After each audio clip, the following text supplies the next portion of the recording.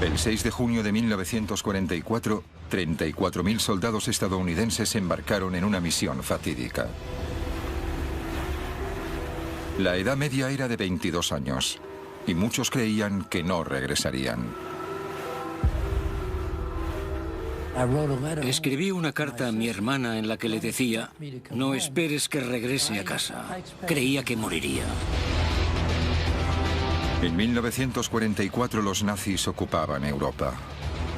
Los aliados lanzaron el mayor ataque de todos los tiempos desde el mar contra una costa fuertemente defendida por las fuerzas alemanas. Era la mejor oportunidad para liberar el oeste de Europa. Sin embargo, para los soldados, incluso si llegaban hasta la costa, era una batalla por la supervivencia. Habías hecho todo el camino hasta la playa de Omaha, pero cuando salías de la embarcación no llegabas tan lejos como hasta aquí. Estabas luchando por tu vida entre las olas. Esta es la épica historia de la batalla de 12 horas por la playa de Omaha. Su corazón les decía que hacían lo correcto, no solo para su país, no solo para sus familias, sino también para el mundo entero. Pero uno de los puntos de inflexión de la historia moderna gira en torno a algunos factores sorprendentes y unas tácticas extraordinarias. No solo dependía del poder del hombre y de las armas más avanzadas, sino también de magos, invenciones extravagantes como tanques que podían navegar o paracaidistas explosivos, y de los espías que enviaban mensajes secretos en palomas mensajeras. Era una batalla en la que las vidas de miles de soldados estadounidenses pendían de la precisión de la previsión del tiempo o del diseño de la hebilla del paracaídas. A pesar de los ingeniosos instrumentos tácticos y de las estrategias, a lo largo de una desprotegida superficie de arena de un centenar de metros, las armas más poderosas de la guerra siguen siendo el liderazgo y la valentía.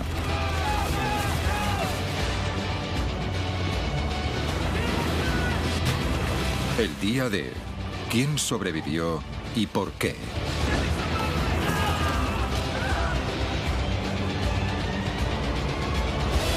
El día del desembarco.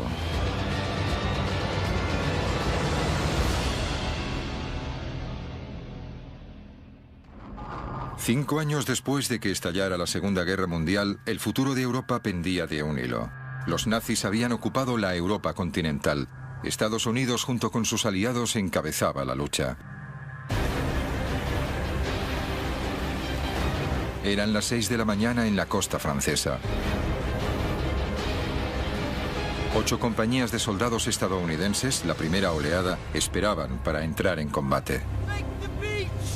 Mientras se acercaban a la playa del desembarco con el nombre en clave Omaha, centenares de hombres rezaban sabiendo que lo que les esperaba era un muro de armas, una zona de exterminio y posiblemente la muerte.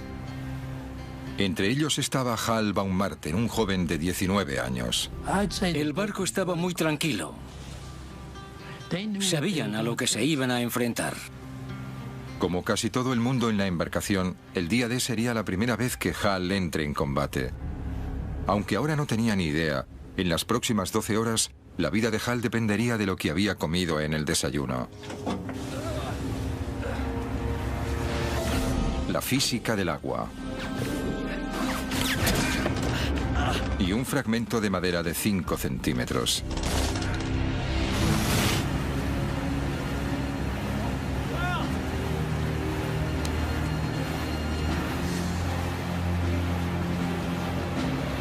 Justo un año antes, Hal estaba estudiando en la Universidad de Nueva York.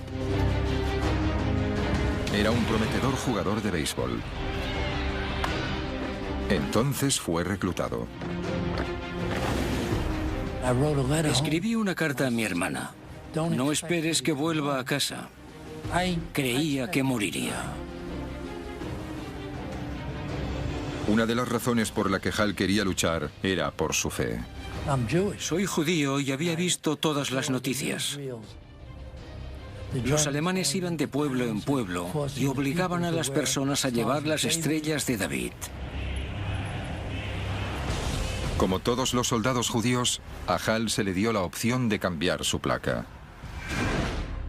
De ese modo, si era capturado, podía evitar la persecución nazi.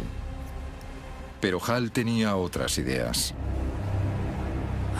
Dibujé una gran estrella de David en la parte trasera de la chaqueta con las palabras El Bronx, Nueva York, escritas alrededor. Así no tendrían ningún problema en identificarme. Hal y sus compañeros se dirigían a la playa de Omaha.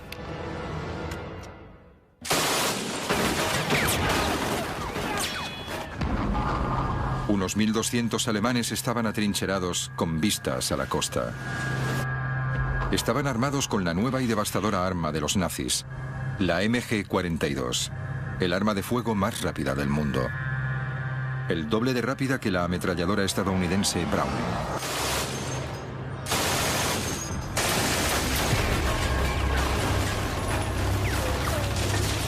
La MG-42 era tan rápida que no se podían escuchar los disparos por separado.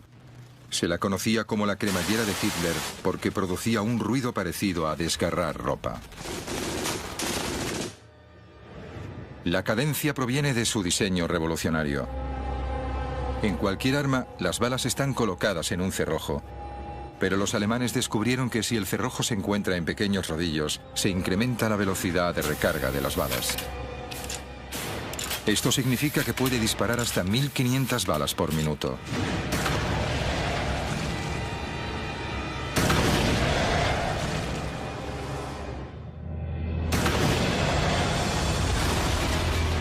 Eso eran 25 proyectiles por segundo dirigiéndose a una velocidad de 3.200 kilómetros por hora hacia el barco de Hal.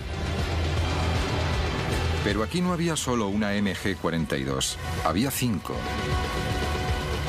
Eso significaba que el bote de sal podía ser alcanzado por 125 proyectiles cada segundo. Cuando un soldado usa tácticamente esa ametralladora del modo correcto, es una verdadera pesadilla. Una de las primeras cosas que tienes que hacer en el combate es buscar la ametralladora del enemigo e inutilizarla. Inutilizarla inmediatamente. Hal y los otros hombres debían inutilizar esas armas.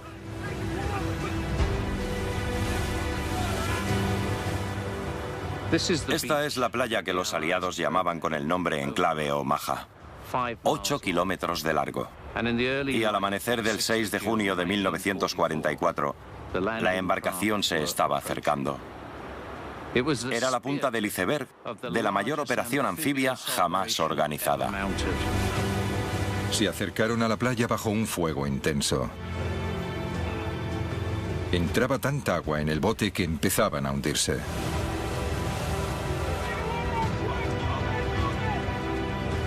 Y los bandazos desencadenaron otro problema: los mareos.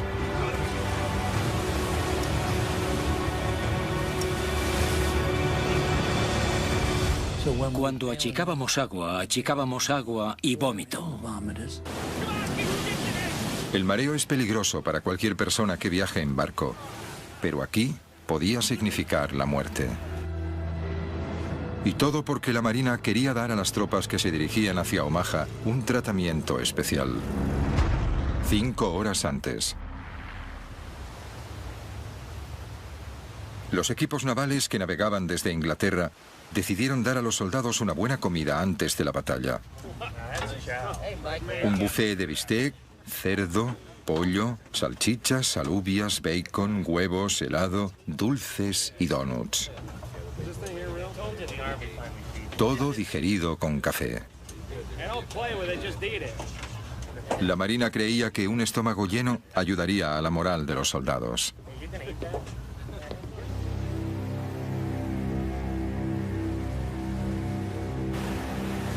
Hal se saltó el desayuno y solo comió una barrita de chocolate. Para los demás, el festín había sido la última comida de los condenados a muerte. Diría que el mareo afectó al 60% de sus capacidades de lucha. Al llegar a la playa de Omaha, muchos estaban debilitados. Y ocurría en el peor momento.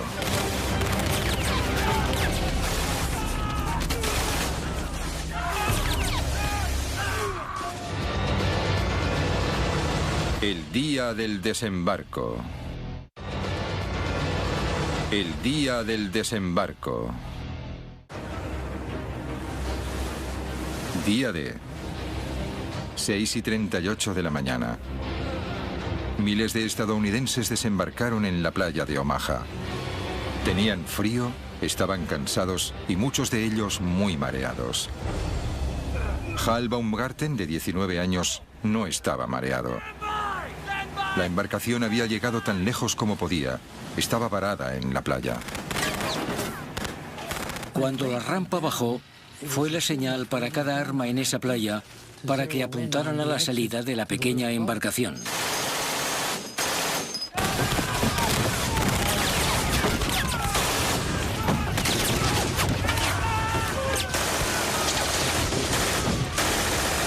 El fuego de las ametralladoras alemanas alcanzaba las rampas de salida de las embarcaciones, reduciendo sin piedad el número de hombres.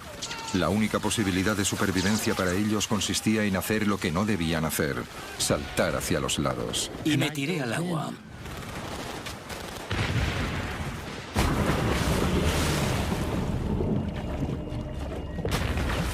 Mareados y con un equipamiento que pesaba 45 kilos, los hombres desesperadamente saltaron al agua que alcanzaba los 3 metros de profundidad. Bob Sales quería ser soldado desde pequeño. Pero antes siquiera de haber disparado un solo tiro, Bob se estaba ahogando por el peso de la chaqueta de asalto, la munición y la radio. Cuando entré en el agua, me hundí hasta el fondo. Sentí que me estaba ahogando. Y entonces fue cuando me entró el pánico, porque el agua era profunda. Cuando toqué el fondo, me deshice de la radio. Y aún tenía la chaqueta de asalto, que tenía que quitarme si quería llegar a contarlo.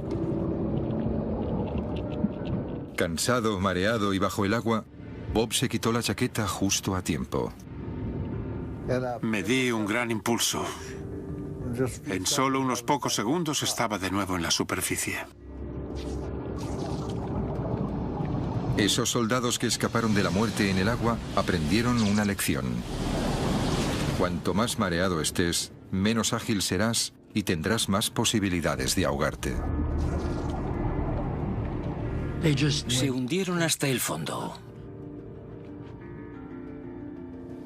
Vi cómo se ahogaban.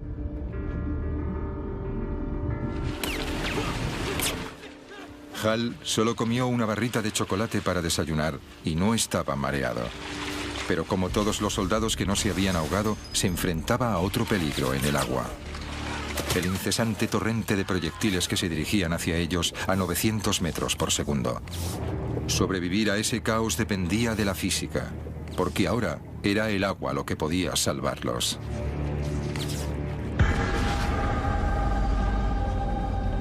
Este lado de aquí. Bien, manos a la obra. Charlie Adcock es un experto en balística que está llevando a cabo un experimento para descubrir qué pasa cuando los proyectiles de una MG-42 golpean el agua, y usa tecnología del siglo XXI para hacerlo. Lo que tenemos aquí es una cámara de alta velocidad. Va a ralentizar el tiempo unas 120 veces. Ben va a disparar su MG-42, que es un arma automática que fue disparada contra los soldados en Omaha. Y vamos a ver qué es lo que pasa con las balas que viajan a una velocidad de 900 metros por segundo. ¿Qué pasa si no se detienen en el tanque? Que se van a salir del tanque y tendremos que tapar el agujero y volver a intentarlo. Bien, carga el arma. Ahora tira fuerte de la palanca.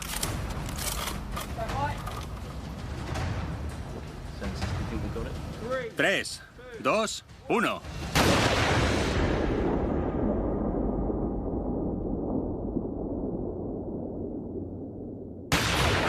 La resistencia del agua es tan grande que detiene los proyectiles a menos de 1 metro.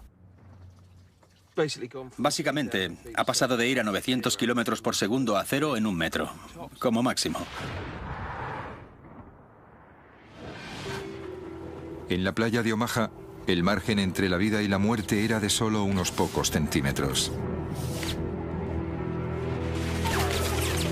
Si los proyectiles golpeaban el agua a 30 centímetros, estabas muerto.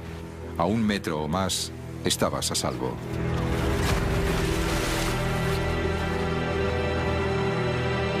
La misión solo hacía 2 minutos que había comenzado. De los 1.450 soldados que llegaron con la primera oleada a la playa de Omaha, se estima que más de un tercio fueron bajas durante la primera hora. En solo 120 segundos, estos hombres se han enfrentado a la ametralladora más devastadora del mundo. Muchos escaparon de la muerte saltando de la embarcación para ahogarse bajo el peso de su propio equipamiento. Los supervivientes fueron aquellos que estaban a más de 1 metro de donde los proyectiles golpeaban el agua.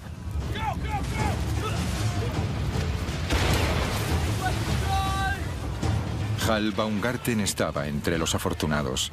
Seguía vivo 2 minutos después de haber desembarcado en la playa de Omaha. Era un panorama horrible. Era surrealista porque el agua estallaba a mi alrededor. Los proyectiles iban cayendo. Las minas se detonaban.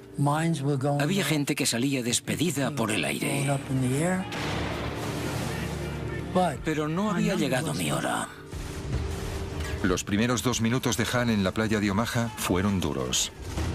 Ahora tenía que adentrarme en la playa y hacer mi trabajo.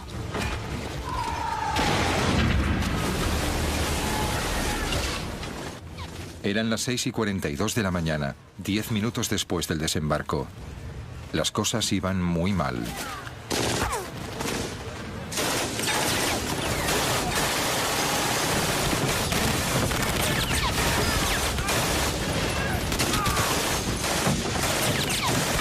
Centenares de hombres fueron abatidos o heridos en la primera oleada de la invasión. Muchos otros chapoteaban en el agua y aún no habían alcanzado la zona más difícil, la playa.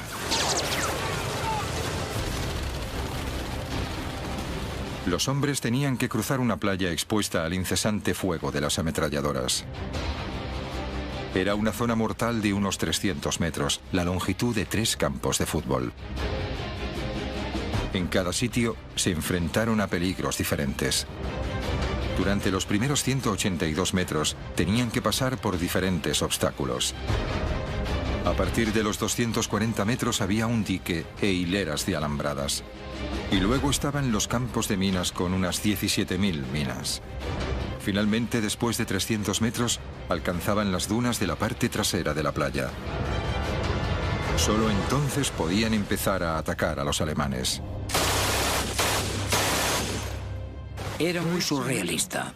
Estabas cruzando la playa, lo habías visto en películas, pero nunca te había ocurrido. Esto era lo que me estaba sucediendo. La infantería estaba sola y desprotegida en la playa, pero había un plan para ayudarles, con tanques. Si los aliados podían poner tanques en la playa por delante de los soldados, podrían darles cobertura y atacar las defensas alemanas. Pero la embarcación que llevaba los tanques era vulnerable. Ellos mismos necesitaban un modo de conseguir que los tanques llegaran a la playa. Así que los inventores aliados concibieron una idea ingeniosa. Un tanque sumergible, es decir, un tanque DD. Un vehículo de asalto anfibio. El tanque DD fue una idea alocada que surgió de repente en medio de una época de guerra. Fue un artilugio de Rube Goldberg. Era un tanque Sherman normal, conducido con propulsores en el agua, con una pantalla de lona sujetada por cilindros neumáticos. Y lo más increíble de esto es que funcionó. En los meses anteriores al día D se probaron los tanques anfibios y pasaron las pruebas con éxito.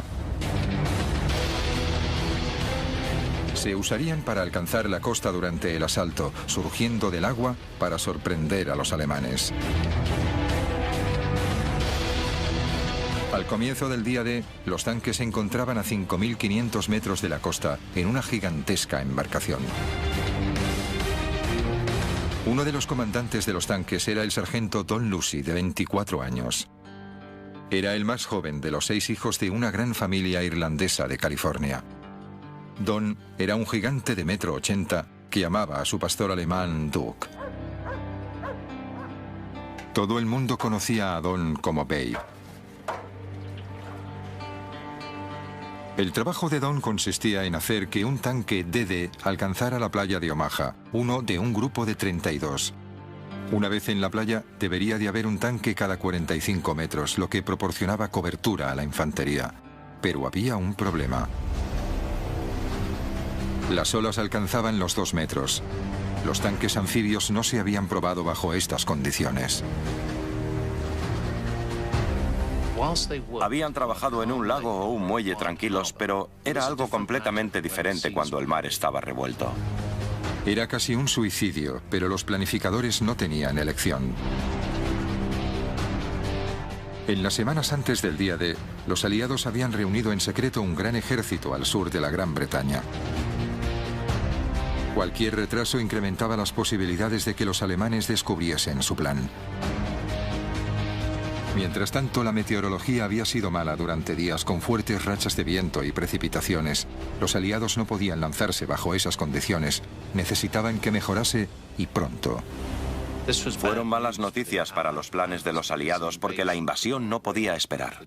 Los alemanes descubrirían pronto los planes. Era un gran problema. De repente, desde el Atlántico Norte llegó información secreta. Barcos especiales. No estaban aquí para luchar, sino para medir el viento y la presión atmosférica. Ofrecían pistas sobre el tiempo que iba a hacer a 3.200 kilómetros de distancia, en el Canal de la Mancha. Enviaron poca información, pero crucial. Las previsiones sugerían una tregua. Un día en el que el tiempo mejoraría ligeramente. El 6 de junio. El éxito de la invasión y las vidas de miles de soldados estadounidenses dependía de la precisión de una única previsión meteorológica a larga distancia. Con el tiempo en su contra, los líderes aliados probaron suerte.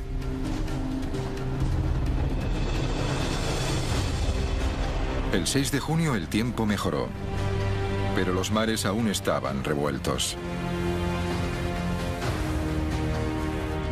Entre estas olas, a 5 kilómetros de distancia de la costa, la embarcación de Don Lucy envía los tanques DD.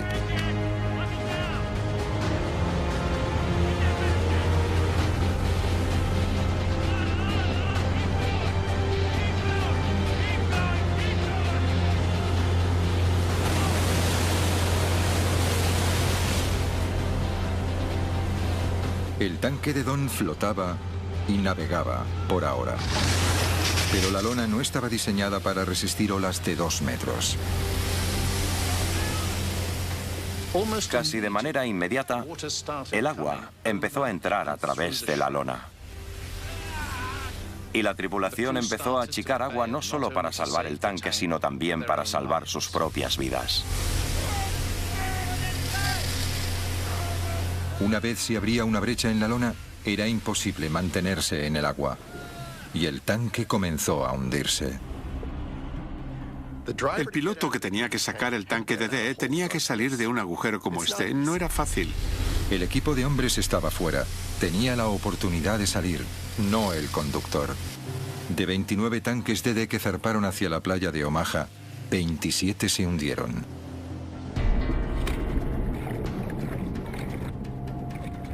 De los otros tanques que alcanzaron la playa, la mayoría fueron destruidos. Como no estaba en el tanque, Don Lucy escapó. Pero los otros 33 miembros del equipo no tuvieron tanta suerte. El fracaso de los tanques DD anfibios al no poder llegar a la costa significó que los hombres de la playa de Omaha dependían de ellos mismos. Ahora debían luchar solos y apoderarse de las inexpugnables posiciones sin tanques que los protegieran. Nos tenían que encabezar por la playa, pero no llegó a ocurrir. En la playa, el recuento de víctimas seguía aumentando. Pero no era la única historia que se desarrollaba en Omaha. El día del desembarco. El día del desembarco. 7 de la mañana del día D. media hora después de que empezaran los desembarcos en la playa de Omaha. El joven recluta alemán de 18 años, Franz Göckel, había estado disparando sin cesar a las tropas estadounidenses desde que empezó la invasión aliada.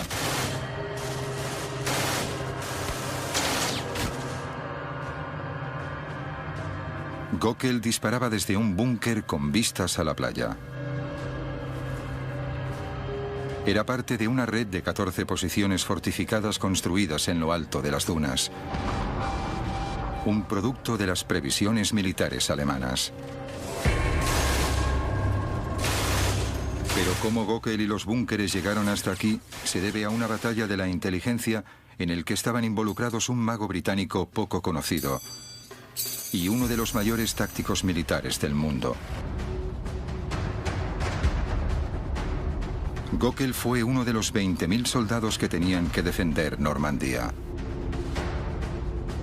Justo un año antes estaba trabajando para la empresa de su padre cerca del Valle del Ruhr, arreglando tejados dañados por las bombas aliadas.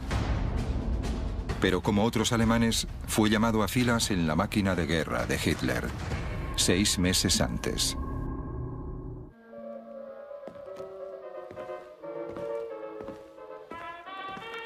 Para Franz Göckel, este búnker también era un hogar. Dentro de este puesto de guardia de cemento, sus camaradas y él dormían, comían, escuchaban música y se relajaban. Cuando llegó el día D, hacía meses que estaban allí. El hecho es que los soldados que fueron enviados a Normandía para vigilar las defensas atlánticas consideraban que era un trabajo fácil. Tenías buena comida, unos aposentos cómodos y un entorno agradable. No estabas luchando muy duro en la guerra.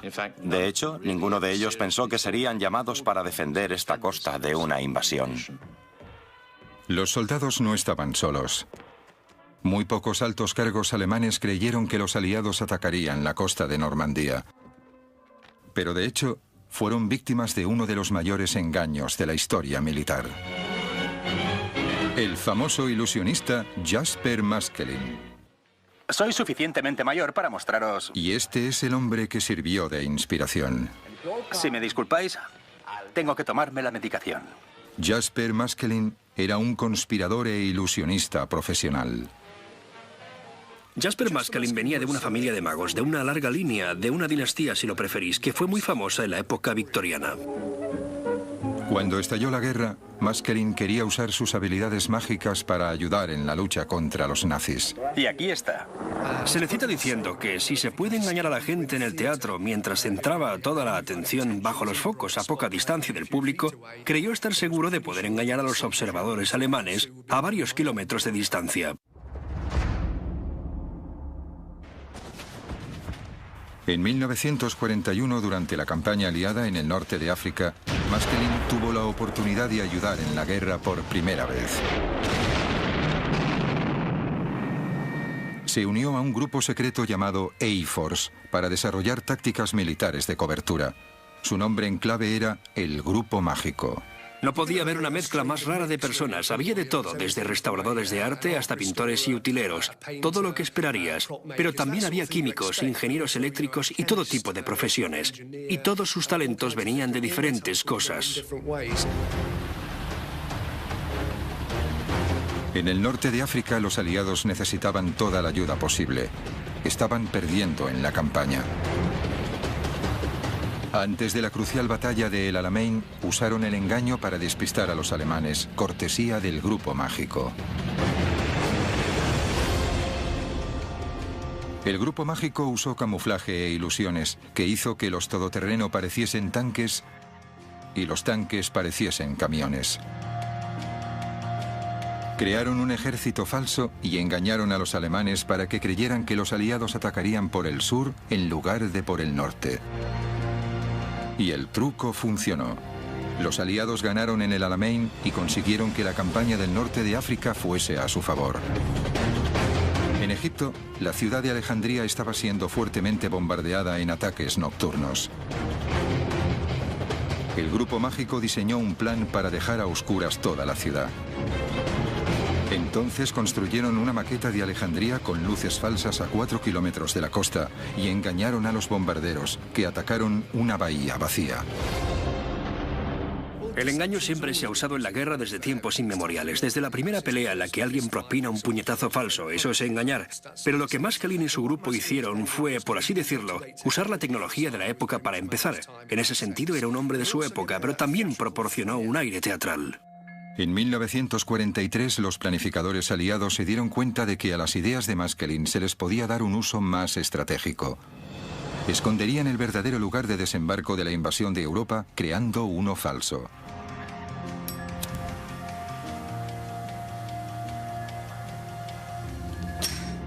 Los aliados querían invadir las playas de Normandía, pero para reducir las defensas alemanas elaboraron una táctica compleja al sugerir cruzar el Canal de la Mancha por la zona más estrecha, el Pas de Calais. Usaron las tácticas de Maskelyne para juntar un ejército falso al sureste de Inglaterra, enfrente de Calais.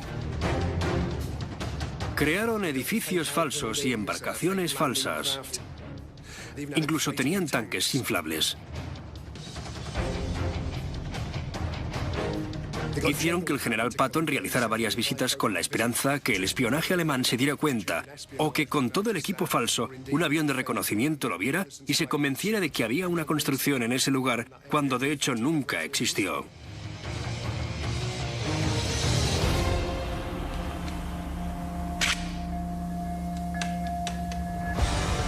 Los alemanes cayeron en la trampa de los aliados. En los meses anteriores al día D, el mando nazi desplazó la mayoría de sus divisiones de tanques y gran parte de su infantería de Normandía hacia el Pas de Calais, a 240 kilómetros de distancia. El engaño de los aliados funcionó perfectamente. Los alemanes dejaron parte de una división para defender la playa de Omaha. Franz Gockel pertenecía a una pequeña fuerza de 600 hombres, pero no por mucho tiempo.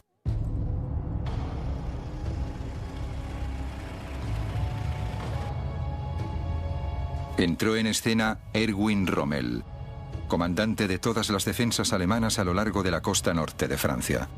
Rommel era el hombre del saco para los aliados. Tenía unas capacidades tácticas terroríficas. Tenía la capacidad de entrar en la mente de sus oponentes. En algunos aspectos era como el mismísimo diablo.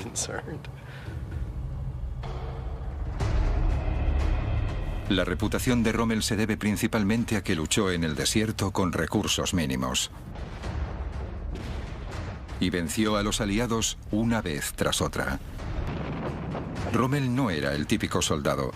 Disfrutaba haciendo fotografías. Le gustaban los animales, en especial su mascota Ajax, un teckel. Incluso tocaba el violín. Y lo más importante, era un maestro estratega y un comandante habilidoso.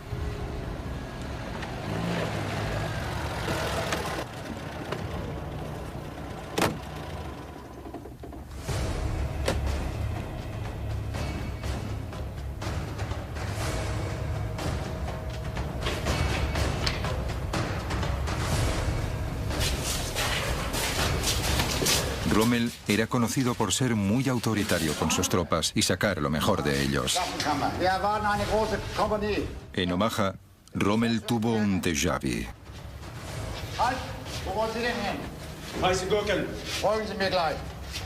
Rommel llegó a Omaha y tuvo algún tipo de revelación.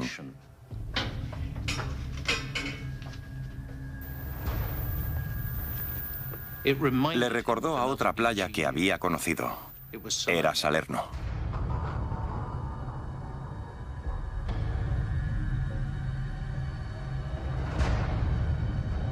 Salerno era la playa en la que los aliados invadieron con éxito Italia en 1943. Miles de tropas desembarcaron allí en un asalto anfibio que aplastó a los alemanes. Como la playa de Salerno, la de Omaha tenía la misma forma y también poca pendiente. Ambas características eran ideales para una embarcación que se acercara a la playa desde el Canal de la Mancha. Rommel pensó que estas eran el mismo tipo de características que los aliados escogerían a la hora de invadir Francia.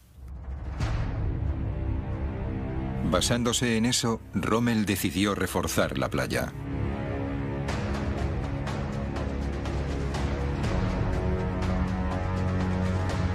Durante los siguientes meses, la playa de Omaha sufrió una transformación. Los búnkeres se mejoraron para convertirlos en fortificaciones. En apenas 6 meses, Rommel incrementó el número de obstáculos defensivos en la playa hasta los 3.700, uno cada 2 metros. Y luego envió más tropas a Omaha, muchos veteranos de guerra, doblando el número de defensores hasta los 1.200.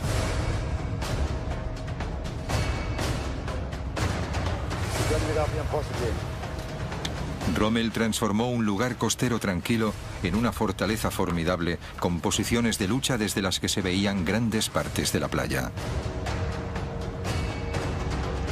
El día D.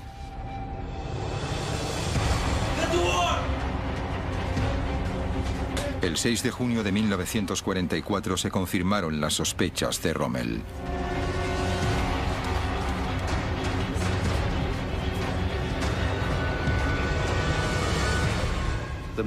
Los hombres que miraban desde el fortín debieron de sentir una mezcla de miedo y emoción. Emergiendo por el horizonte, se aproximaba una gran flota. Las 7:05. Había pasado más de media hora desde el comienzo de la mayor invasión anfibia de la historia. Desde las nuevas fortificaciones reforzadas, Franz Göckel disparaba tan rápido como le permitía su arma. No sabía cuántos hombres había matado hasta que los cuerpos empezaron a ser arrastrados a la playa.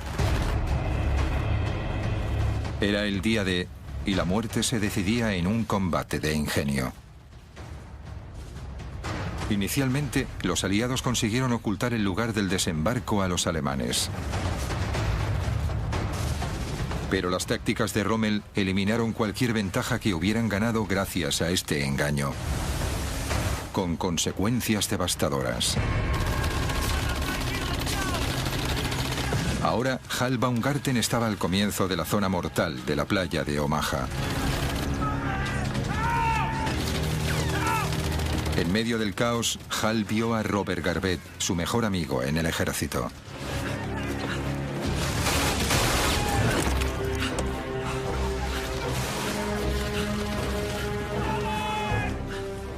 Miré abajo y allí estaba Robert Garvett.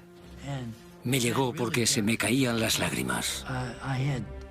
Y las lágrimas estaban rojas de la sangre en mi cara.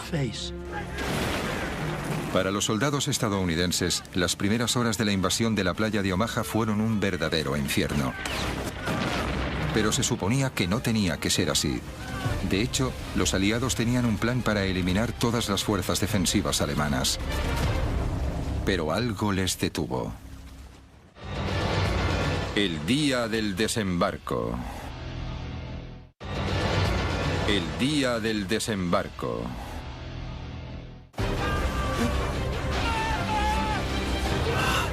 Hal Baumgarten era un soldado de 19 años del Bronx. Inició el día D pensando que moriría. Ahora, 30 minutos después de que empezara la invasión, está completamente convencido de que lo hará. Eran las 7:10. Hal estaba al principio de una gran zona mortal de 300 metros en la playa de Omaha. Entre él y su objetivo, las dunas de la playa, había 37.000 obstáculos defensivos, alambradas y 17.000 minas terrestres. Para sobrevivir, tenía que evitarlos bajo el fuego incesante de las ametralladoras de los acantilados. Lo que era interesante de la playa de Omaha es que no había ninguna cobertura. Se podían usar algunos obstáculos o los cuerpos de tus compañeros muertos. Pero, mientras tanto, los alemanes seguían disparándote desde los acantilados. Debió de ser horrible. Hal debía correr sin ninguna cobertura para el fuego. A su alrededor no solo había violencia y muerte, sino también locura. Vio a un soldado que conocía. No llevaba casco. Tenía un agujero en la parte izquierda de su frente. Su pelo estaba manchado de sangre. Se arrodilló y empezó a rezar con su rosario. Y una ametralladora lo partió por la mitad.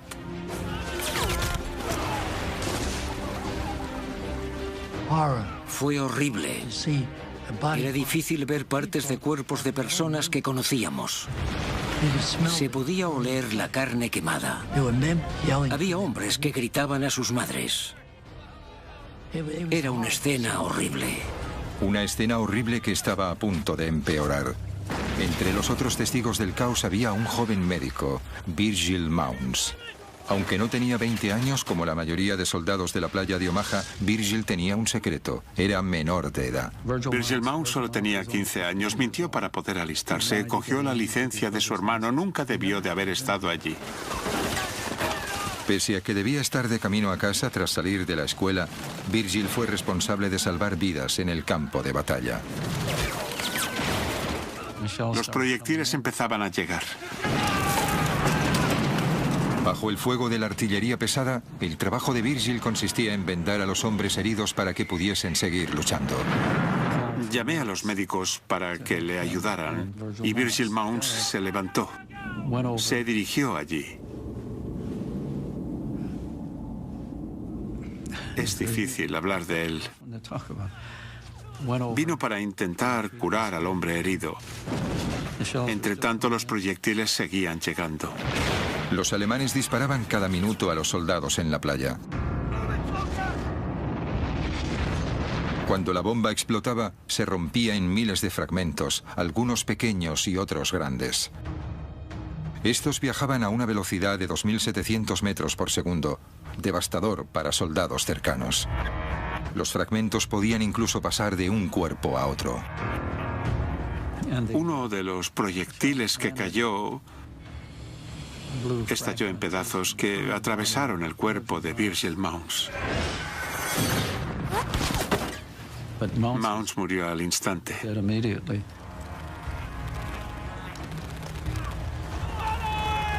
Eso es algo que no puedo olvidar.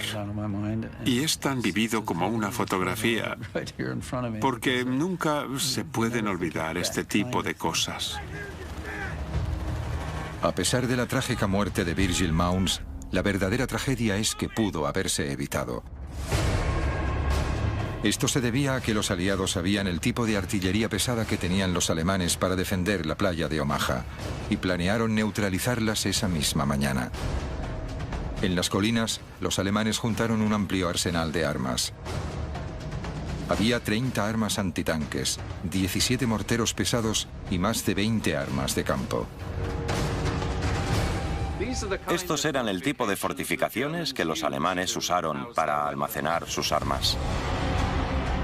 Los planificadores aliados sabían el tipo de armas que había allí y su poder, y habían pensado un plan para neutralizarlas.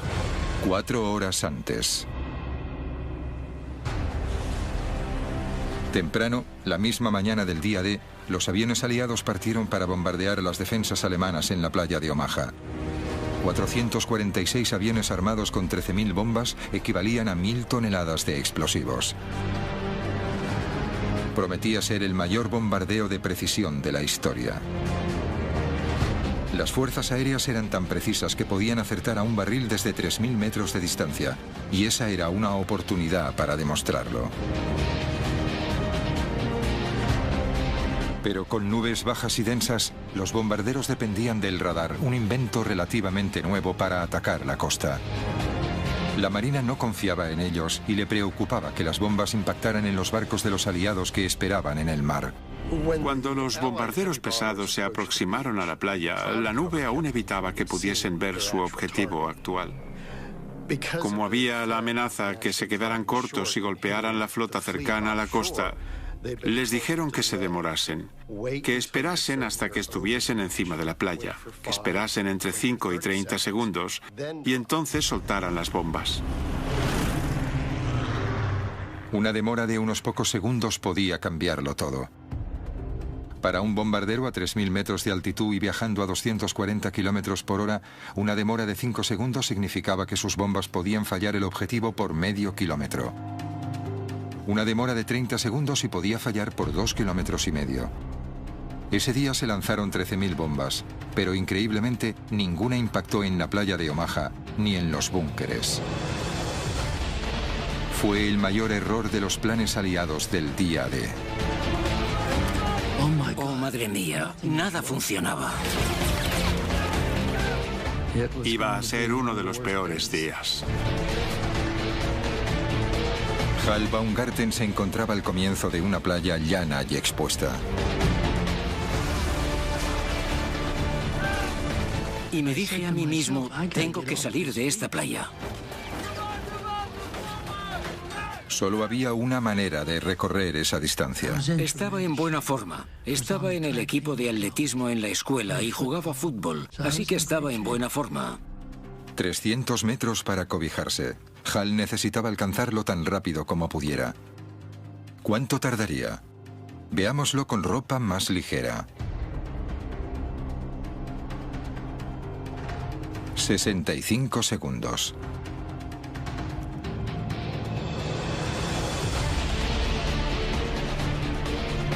Pero los soldados de Omaha llevaban 45 kilos de equipamiento, cargaban con el rifle y la munición y estaban empapados.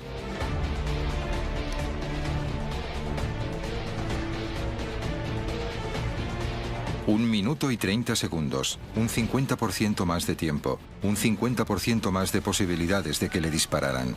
Pero Hal estaba decidido, tampoco tenía alternativa. Inició una carrera traicionera a lo largo de la arena. Estaba pensando, ¿qué sentiré cuando una bala me atraviese? ¿Qué se siente cuando te disparan?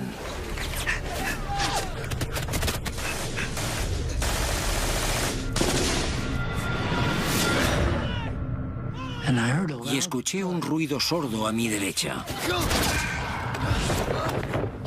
Así que me tiré en la arena detrás del erizo. Esperaba que fuese mi brazo o mi pierna, no mi cuerpo. Giré mi rifle. Había un agujero en la recámara y había 7 balas en ella. Así que las balas me salvaron la vida.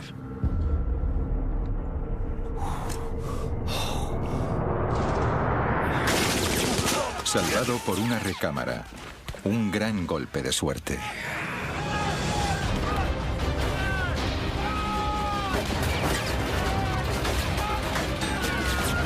Una hora después de desembarcar como parte de la invasión anfibia más grande de la historia, los soldados estadounidenses se encontraron a las puertas de la muerte en una playa de Omaha llena de cadáveres ensangrentados. Los alemanes demostraron ser un enemigo más duro de lo que esperaban. A lo largo de la costa había cierta cantidad de nidos de ametralladoras escondidos en el terreno rocoso, entre los cuales había 5 ametralladoras alemanas de 155 milímetros que podían eliminar cualquier cosa en un radio de 24 kilómetros. Podían arrasar Omaha y la cercana playa de Utah, así como abatir las embarcaciones de los aliados que llegaban para ayudar en la invasión. Esas armas podían eliminar los transportes a medida que se acercaban a la costa. Cada transporte llevaba miles de soldados, y dentro de ese radio de 24 kilómetros eran vulnerables. Las ametralladoras debían destruirse, pero se encontraban en lo alto de unos acantilados de 45 metros. El trabajo de eliminar las armas requería un tipo especial de hombres. Hombres entrenados para misiones suicidas de alto riesgo. Sabíamos que iba a ser peligroso. Creíamos que seríamos capaces de hacer el trabajo. Esto era parte del entrenamiento del comando. Podías hacer todo lo que te habían dicho. George Kessner era un joven teniente de los Rangers de élite del ejército. Antes de la guerra, George había dejado el instituto y trabajaba en una heladería. Cuando esta estalló, se alistó en el ejército y su vida cambió. Demostró ser un candidato excepcional para oficial y fue aceptado en los Rangers para las operaciones especiales. Durante los 6 meses de entrenamiento, George ocultó un secreto a sus compañeros por miedo a que le costase su ingreso en la unidad de élite. Pero ahora, momentos antes de desembarcar en la playa de Omaha, descubrió que no era el único. Ver al enemigo y dispararle se volvió mucho más importante cuando ellos te estaban disparando a ti. Los Rangers debían escalar unos acantilados de 45 metros bajo un fuego incesante. Dada la dificultad, sabían que muy pocos volverían de la misión. Cualquier asalto a un acantilado es un reto si es que no es de por sí uno de los objetivos más difíciles que conquistar. Tenías que escalar hasta lo alto de un acantilado de 45 metros mientras te disparaban. Y cuando llegabas arriba, tenías que llegar hasta las mismas armas. Diría que en una escala de complejidad del 1 al 10, donde 10 era la más alta, eso tenía un 10. Para ayudar a los hombres en esta misión, los Rangers tenían un equipamiento especial. Mientras entrenaban en Inglaterra, construyeron arpeos que se dispararían con morteros. Durante meses, practicaron disparando estos hacia acantilados y luego escalaron las cuerdas. Pero durante las prácticas no fueron el blanco de ametralladoras y francotiradores que les disparaban constantemente. El primer trabajo de los Rangers sería cruzar la playa hacia los acantilados. La ametralladora a nuestra izquierda, en lo alto del acantilado, abrió fuego sobre nosotros mientras salíamos de la embarcación.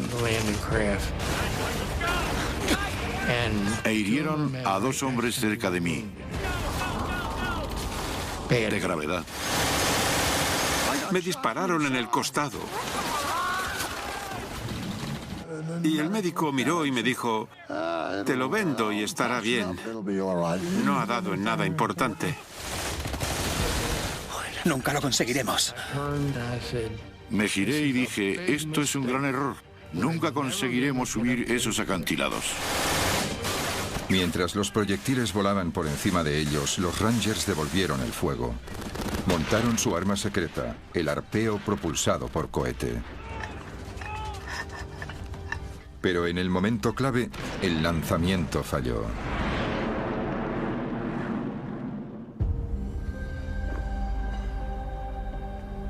Esto es un experimento para explicar lo que ocurrió, en el que se usa una réplica exacta del mortero.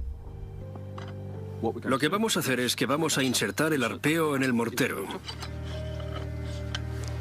Y vamos a lanzarlo a lo alto de este acantilado, que es muy parecido al acantilado de Pondwalk, y veremos qué pasa. 3, 2, 1.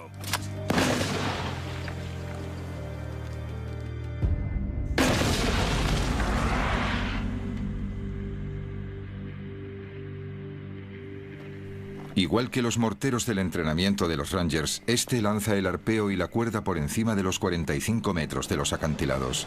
Pero en el día D, en Pondwalk, había una diferencia crucial. Esa mañana, los Rangers esperaron 3 horas en la embarcación antes de ir a la costa. Durante ese tiempo, las cuerdas se empaparon de agua del mar. Lo que haremos es mojar esta cuerda con agua para reproducir las condiciones que se dieron ese día.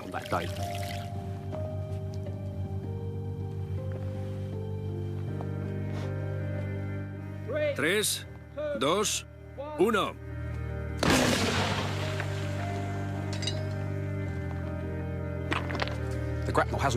El arpeo no ha ido muy lejos. Es obvio que el hecho de que la cuerda esté mojada ha reducido la velocidad del arpeo en el aire.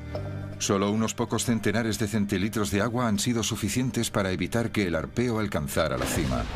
En Pondwalk fue la diferencia entre el éxito y el fracaso. Creo que eso es lo que ocurrió ese día. Este fue uno de los problemas que tuvieron. De las 60 cuerdas que tenían los Rangers, solo 19 estaban lo suficientemente secas como para alcanzar la parte superior de los acantilados. Kersner fue uno de los que subió las cuerdas inmediatamente. Solo me puse... Aunque la cuerda estuviese mojada, no me preocupaba. Posiblemente estuve subiendo unos 15 o 20 segundos.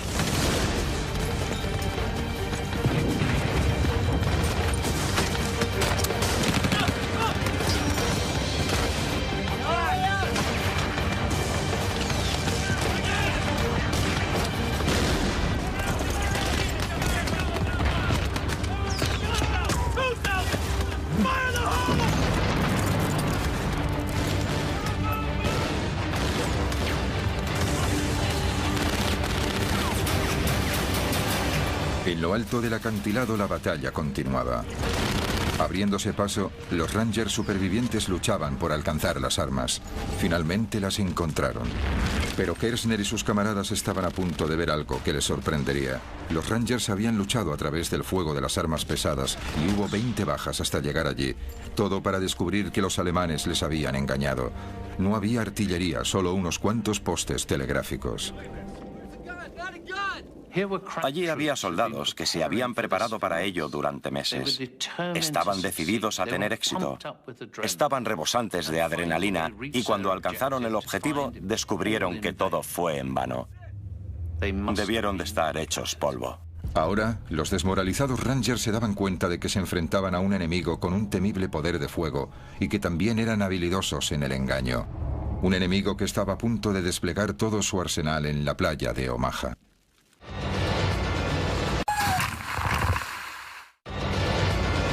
El día del desembarco. 8 de la mañana, día de playa de Omaha. Miles de soldados estadounidenses estaban acorralados por el intenso fuego del enemigo. Uno de ellos era Hal Baumgarten. Durante los últimos 90 minutos había recorrido en zigzag 213 metros de la gran playa.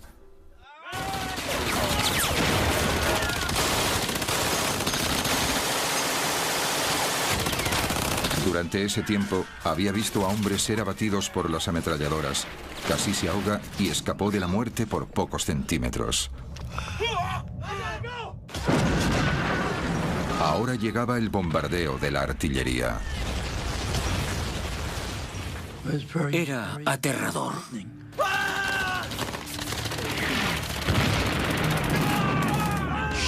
Los proyectiles daban mucho más miedo que si te dispararan con una ametralladora. Porque no sabías de dónde venían. No sabías dónde iban a caer o si tu número estaba en ese proyectil. Así que era aterrador. Pero miré hacia arriba y les maldije. Y cuando hice eso, un proyectil de 88 milímetros explotó delante de mí. Hal fue alcanzado por la explosión. El fuego de la artillería hería y mataba de dos formas diferentes. Una era por la metralla, restos de metal calientes que volaban a 11.000 kilómetros por hora. Cuando un proyectil impactaba, lanzaba metralla incandescente hacia todas partes. Era como miles de balas que iban por todos lados al mismo tiempo y atravesaban cuerpos humanos con la misma facilidad que un cuchillo corta la mantequilla. La metralla era el peligro evidente de la artillería. De hecho, mi propio padre, Eric Ashcroft, fue herido por metralla cuando estaba desembarcando en otra playa, la playa de la Espada, esa misma mañana. Otra forma de matar que tenía la artillería era acústicamente, la liberación de una onda de choque. No era más que aire supercomprimido que era empujado a centenares de metros por segundo.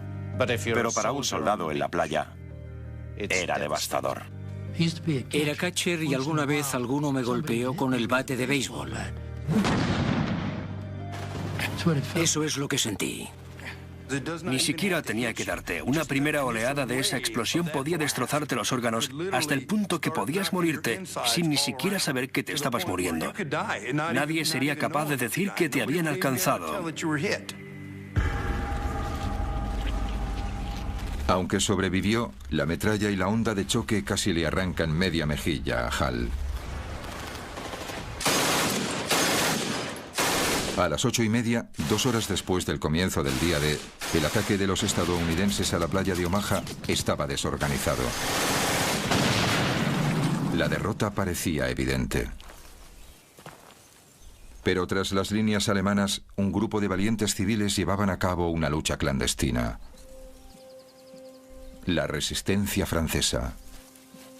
En los meses anteriores al día D, la resistencia francesa empezó a incrementar la operación de espionaje sobre los movimientos de las tropas alemanas para comunicarla a los aliados.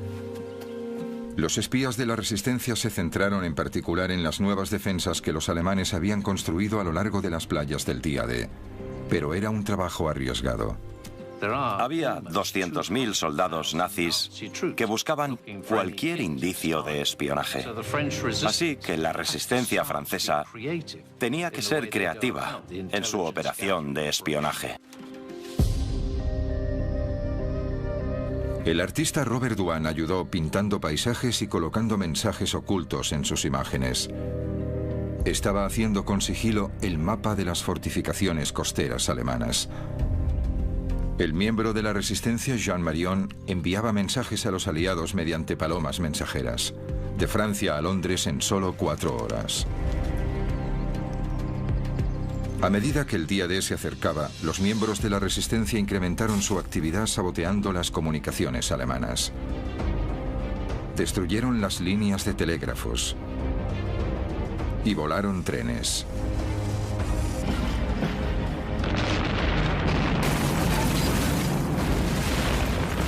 Pero a medida que la resistencia se hacía notar, los alemanes estaban cada vez más alerta. En las semanas antes del día D, los alemanes contraatacaron para vengarse. Dispararon a las palomas mensajeras.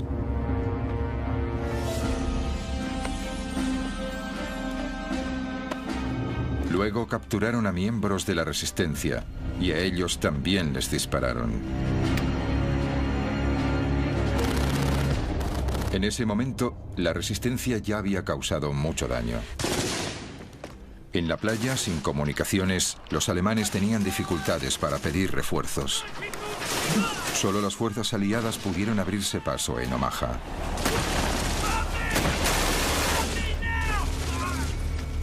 Pero para Hal Baumgarten, la batalla había ido de mal en peor.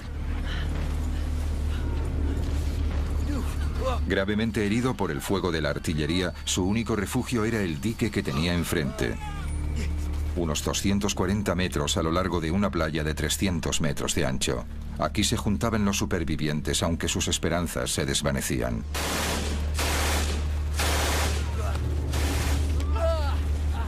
Éramos un equipo orgulloso. Estábamos bien entrenados. Estábamos bien disciplinados. Creíamos que nadie podría derrotarnos. Apilados allí había chicos muertos. Evidentemente había sangre y partes de cuerpos por todas partes. Era horrible.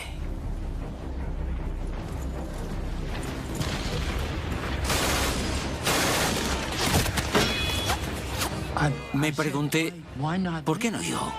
¿Cuándo me atravesará una bala?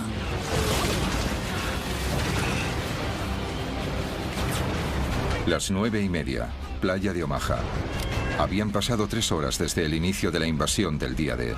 El asalto estadounidense se estaba desintegrando bajo la lluvia alemana de balas y bombas. Entre los que luchaban por sobrevivir estaba el sargento de 19 años, Bob Slaughter. Era un estudiante y no había acabado el instituto. Supongo que decidimos que queríamos tener una aventura. Y puedo decirte que tuvimos más de lo que habíamos planeado. Bob y sus compañeros estaban arrinconados en el dique y reinaba la confusión. Perdimos a nuestros oficiales, perdimos a nuestros compañeros. No teníamos ningún líder. Éramos solo un puñado de chicos como yo que hacíamos lo mejor que podíamos. Los hombres estaban asediados desde 2 flancos. Por delante, el incesante fuego de los alemanes. Por detrás, las olas que se acercaban rápidamente. A las 9:30, el mar cubría la mayor parte de la playa, lo que dejó a miles de hombres desesperados apiñados en un trozo estrecho de tierra de apenas 9 metros de ancho.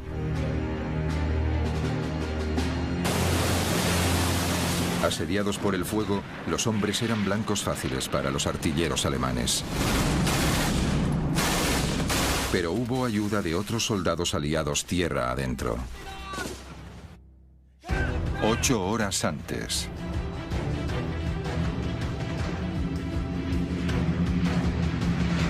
La noche antes del día D, más de 1.200 aviones partieron hacia Normandía. Los aliados querían proteger a la infantería en las playas de un contraataque alemán. Y lanzaron un gran ataque aéreo preventivo. Era la primera oleada de paracaidistas. Pero no eran soldados normales. Medían 1 metro, estaban hechos de goma y llevaban bombas incorporadas. Los aliados lanzaron unos maniquís paracaidistas diseñados para engañar a los alemanes. Estallaban en llamas al aterrizar mientras las fuerzas especiales emitían el sonido de disparos a través de altavoces para simular un ataque aún mayor. Los alemanes cayeron en la trampa. Así que se enviaron a los reservas alemanes para interceptar estos muñecos explosivos. Se enviaron centenares de hombres en una dirección cuando debían dirigirse en la dirección opuesta.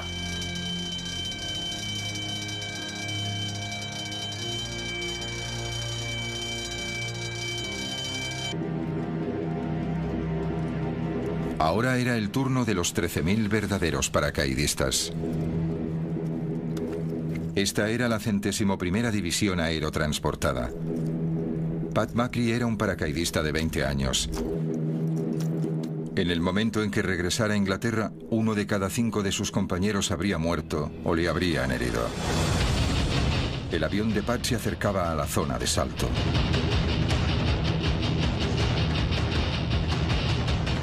El estado de ánimo cambió completamente. También el trayecto. El avión se movía mucho, era errático, giraba a la izquierda y luego giraba a la derecha, y luego la munición trazadora y el fuego antiaéreo.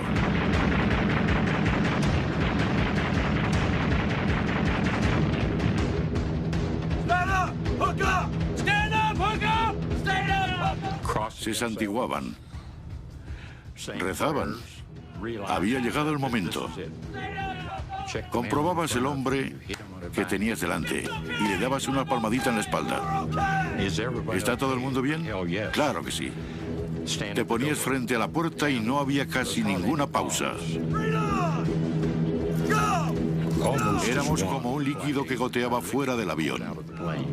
De repente se activó el sistema de apertura automático del paracaídas. Se desplegaba y se producía un tremendo tirón. Entonces tuve una sensación de paz y tranquilidad.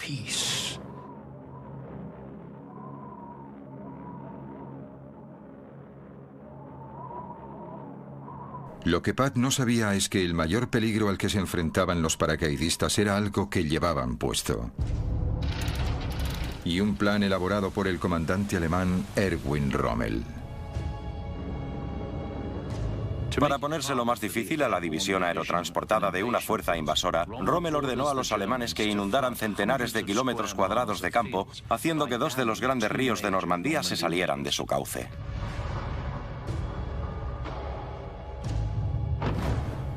Ahora, centenares de paracaidistas caían sobre el agua, muy peligroso para un salto normal. Estos soldados llevaban cada uno un equipamiento de 45 kilos. La supervivencia dependía de si podían escapar de su arnés. En el día D, los paracaidistas aliados aterrizaron en ambos lados de la cabeza de la playa. Los estadounidenses en un lado y los británicos en el otro. El equipamiento estadounidense tenía 3 hebillas y una correa. El británico, un único mecanismo de apertura rápido que les permitía salir de su arnés.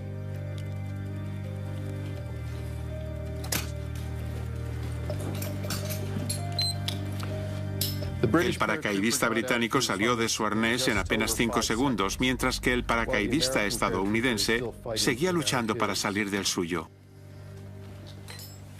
El paracaídas se enrollaba en los hombres. El arnés ahora era una trampa mortal. Tenías que liberarte del paracaídas porque este podía caerte encima.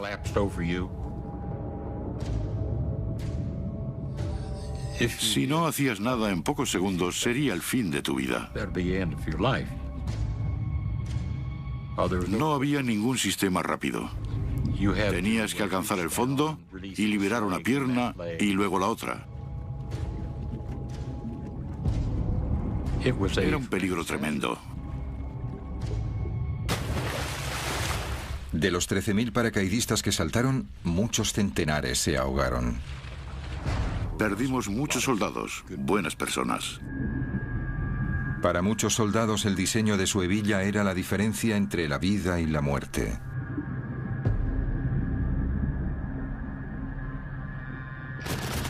Como en cualquier batalla, los pequeños vaivenes del destino tenían grandes consecuencias. Pero en la playa de Omaha, una cualidad hallada en el campo de batalla estaba a punto de cambiar la historia. Pura valentía.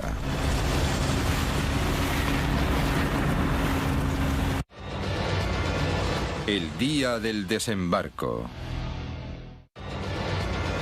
El día del desembarco. 10:30, día D. La invasión de Normandía en la playa de Omaha estaba fracasando. Miles de soldados estadounidenses estaban muertos o heridos por las balas y bombas alemanas. También por el mareo que los había debilitado antes de la batalla. Ahogados debido al peso de su equipamiento. Los tanques anfibios que se hundieron en el mar. Y los arneses de los paracaídas que no se soltaban bajo el agua. Los soldados luchaban contra muchas adversidades. En la playa, el soldado Hal Baumgarten evaluaba la situación. Creía que estábamos perdiendo, solo era cuestión de tiempo. Se me pasó por la cabeza que la invasión había fracasado. Pero un hombre observaba fuera de la costa.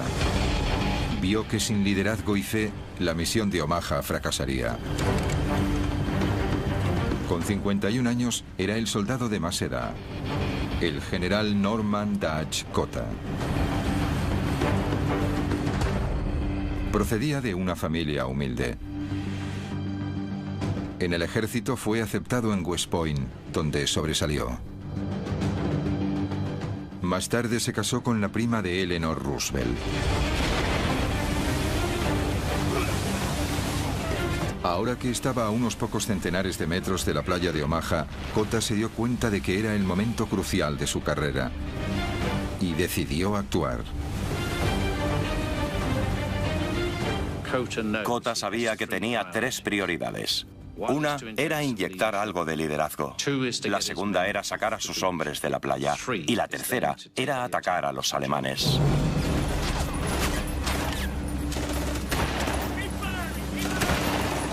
Una vez en tierra, Cota tomó el control.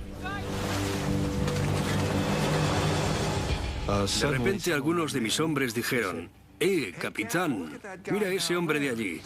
Y miré la playa y a unos 90 o 140 metros había un hombre con un cigarro que estaba gritando a la gente de la playa.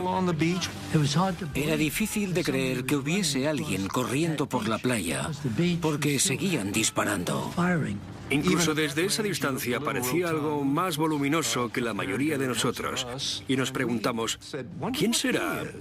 El hombre no temía a nada.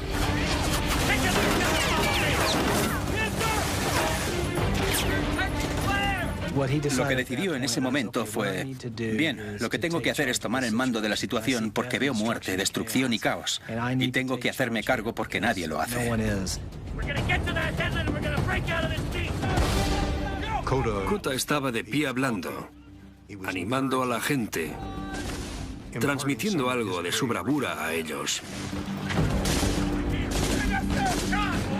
Dijo que no podíamos quedarnos, teníamos que ir tierra adentro. Mientras se alejaba de mí, se giró y me dijo: sé que no me vas a decepcionar. Pero el liderazgo también requería estrategia. Justo detrás del dique había 2 líneas de alambres de espino. Cota necesitaba que sus hombres los atravesasen y se dirigiesen al terreno que había detrás antes de poder atacar a los alemanes y los lugares en que estaban apostadas las armas. Atravesar la primera línea de alambradas era relativamente fácil.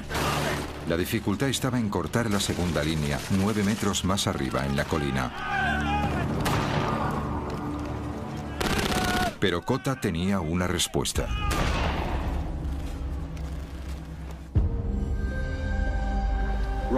Lo que tenemos aquí es un torpedo Bangalore. Es parecido a los que los Rangers usaron en la playa en 1944. Y como puedes ver, tiene dos partes. La primera parte es un tubo de acero como este. Está lleno de 35 kilos de TNT. Puedes ver que tiene una punta como de bala que le ayuda a pasar a través de alambres de espinos. Esta es la segunda parte. Como puedes ver, esta parte se junta con el extremo de esta otra y ayuda a atravesar las defensas que vas a hacer estallar. Para los soldados bajo el fuego enemigo, la velocidad era clave. El torpedo Bangalore debía atravesar las alambradas rápidamente. Es la hora de probar el arma.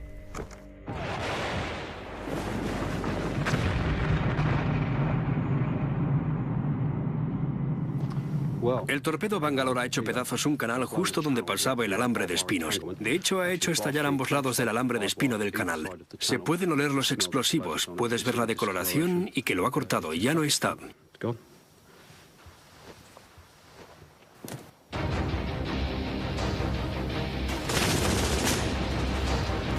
El torpedo Bangalore podría hacer el trabajo para Kota y sus hombres, pero debían colocarlo en posición.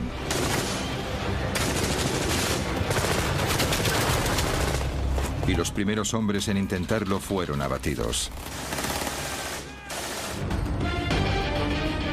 La ayuda estaba mar adentro. 12 naves de guerra que eran capaces de disparar a los búnkeres alemanes para ayudar a los hombres de la playa de Omaha. El capitán de uno de los barcos, James Eames, del USS Frankfurt, quería ayudar, pero no podía. Tenía órdenes de esperar. Su trabajo no era el de salvar a los soldados de la playa, sino proteger la vulnerable flota de barcos estacionados en alta mar. De momento, eso dejaba al general Kota y sus hombres a su suerte. La primera parte del plan de Kota de salir de la playa funcionó. Abrieron un agujero en la barrera de alambre de espino.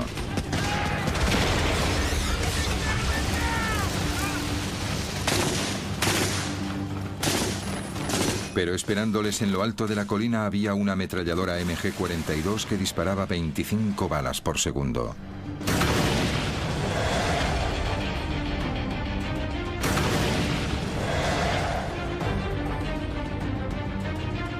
Uno de los hombres de Kota se prestó voluntario para neutralizar la ametralladora más rápida del mundo.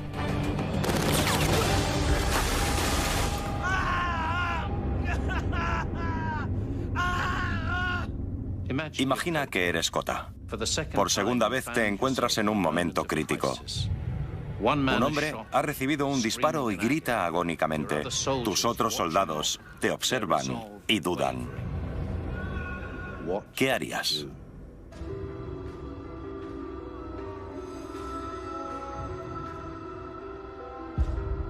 Ese general sabía que estaba al mando y que necesitaba hacer que ocurriera algo, si no acabarían todos muertos.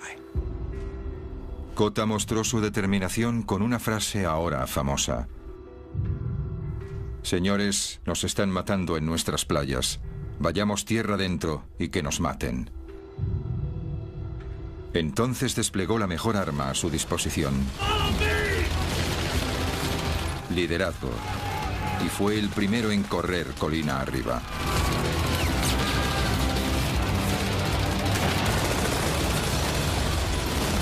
La decisión de un comandante conllevó una acción que inspiró a sus hombres. Demostró ser un punto de inflexión en la batalla por la playa de Omaha.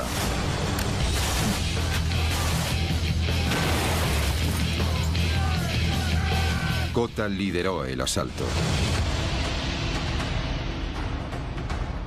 Mientras tanto, a 16 kilómetros de la costa, se estaba tomando otra decisión importante. En los barcos de la flota del día D, algunos oficiales intentaban seguir la batalla. Como muestran estas imágenes de la playa, había centenares de hombres muertos o heridos en la arena o en el agua. Los oficiales estaban a punto de rendirse. A media mañana, estaban pensando si desplazar otros soldados que habían dejado en otra playa. Los oficiales se enfrentaban a un dilema estratégico: utilizar sus destructores para proteger los barcos o usarlos para atacar a los alemanes en la playa. Empezó a llegar la información de que los soldados empezaban a abrirse paso a través de las líneas alemanas. Después de horas esperando, finalmente los comandantes de la Marina dan la orden de atacar. Se le permitió al comandante James Semmes del USS Frankfurt dirigirse a toda velocidad hacia la costa. Semmes llevó al Frankfurt tan cerca de la playa que se arriesgó a tocar el casco contra el fondo marino. Justo a 730 metros de la costa, el Frankfurt se puso de costado y disparó. Empezaba el ataque. El proyectil pasó por encima de mí. Escuché un silbido. Y luego, ¡bum!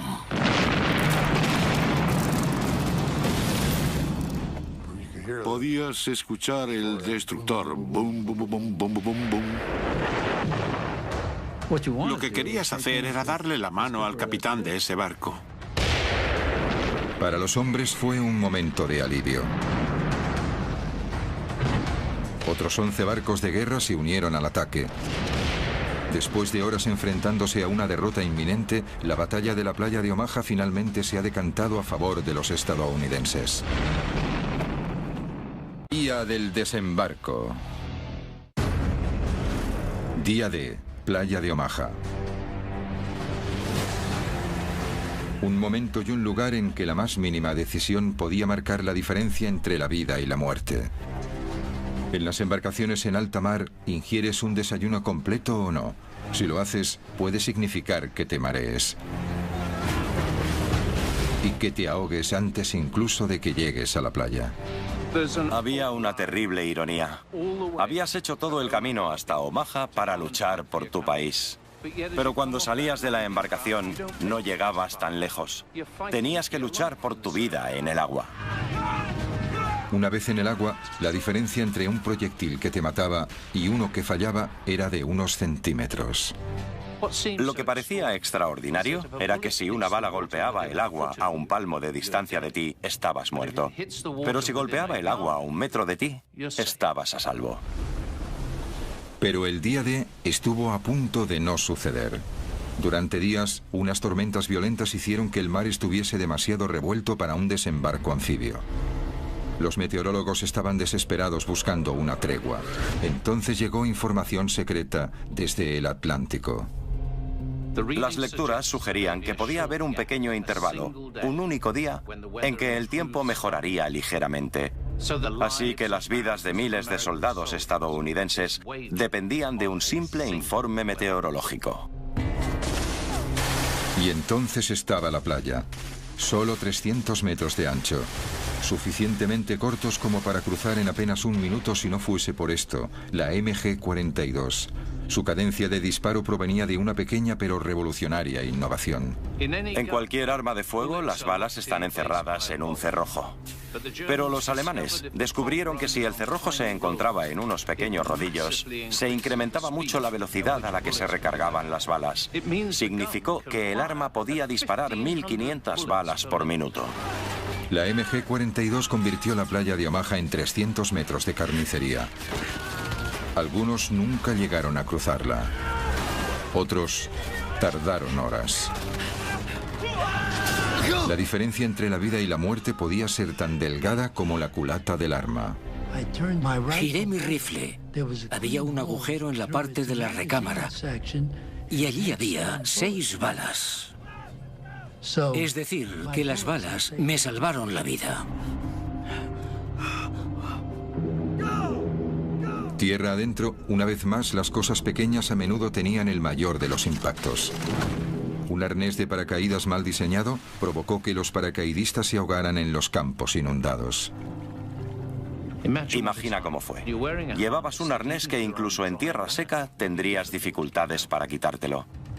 Era terrorífico. Pero en la batalla, la valentía podía superar los golpes del destino. El general Cota y sus hombres se habían abierto paso. Ese hombre no temía nada. Con el respaldo del fuego naval, abrieron una ruta por el interior. Un ejército de hombres podía por fin entrar en Francia. Y empezó la liberación del oeste de Europa. Lo que fue más sorprendente es que en los días posteriores al día D, otros 200.000 hombres aterrizaron trayendo con ellos 3 millones de toneladas de suministros. Un ejercicio logístico de lo que nunca antes se había visto y que no se ha visto desde entonces. Esta es una fotografía aérea de la playa de Omaha tomada al mediodía del día D. Había marea alta. Se pueden ver las olas golpeando contra el dique, la embarcación, tanques abandonados y vehículos en el agua. Pero entre ellos también se pueden ver centenares de puntos. Cada uno es un cuerpo, un soldado estadounidense muerto y arrastrado por el agua hasta la playa.